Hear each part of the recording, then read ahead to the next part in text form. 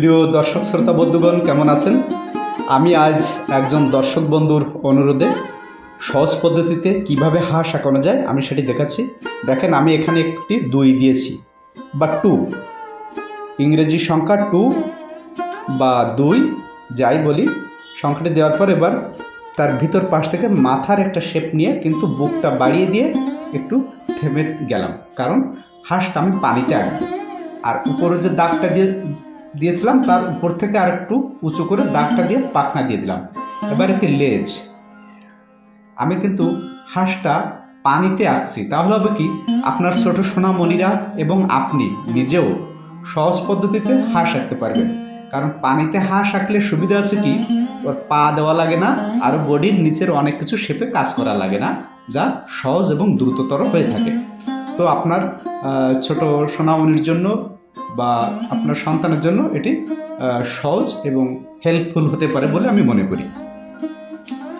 তো এরকমভাবে আপনারা যার যে বিষয়টি আঁকতে অসুবিধা হয় এবং মানে কষ্টদায়ক বলে মনে হয়, আমাকে মেসেজ করে পাঠালে আমি সেটি এঁকে দেখাই এবং দেখাবো।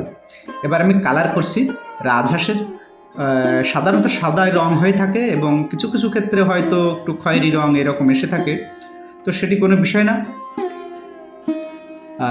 আমি এখানে জল রং ব্যবহার করছি, আপনারা ইচ্ছা করলে যে কোনো রং ব্যবহার করতে পারেন, প্যাস্টেল, মোম রং, অ্যাক্রেলিক, যে কোনো কালার ইউজ করতে পারেন। আমি জল রঙে সহজে দেখাতে সুবিধা হবে তাই। তো যাই প্রিয় বন্ধুরা এবং দর্শক বন্ধু, ভিডিওটা দেখে ফলো দিয়ে পাশে থাকবেন।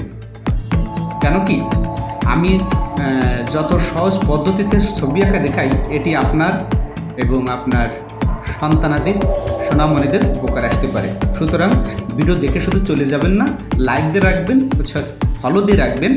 তাহলে হবে কি, আমি প্রতিনিয়ত যে ভিডিওগুলো ছাড়ছি সহজ পদ্ধতিতে কীভাবে ছবি আঁকানো যায়, এটা আপনারা দেখে শিখে নিতে পারবেন।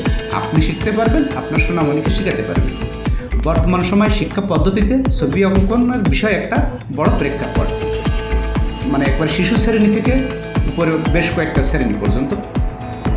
তো আপনি যদি আমার আইডিতে ফলো দিয়ে পাশে থাকেন এবং আমার ছবি আঁকানোগুলো দেখেন, তাহলে আমি এটুকু বলতে পারি যে আপনার বেবিকে, আপনার ছেলে মেয়েদেরকে ছবি আঁকা শেখাতে যে সাধারণত যে টেনশনটা বয়ে নিয়ে বেড়ান, যে কীভাবে এই ছবি আঁকাবো, কীভাবে শেখাবো, আমি তো পারি না, তাকে কোথায় নিয়ে শেখাবো, এই যে একটা হেজিটেশন, টেনশন, তারপরে শেখাতে গেলে একটা টাকা নষ্ট, সময় নষ্ট, এগুলো কিছুই হবে না যদি কিনা আপনি আমার ভিডিওগুলো দেখে একটি বার, 1 থেকে 2 বার একটু চর্চা করেন আঁকানোর, তাহলে দেখবেন প্রায় আমার মতনই হয়ে যাবে।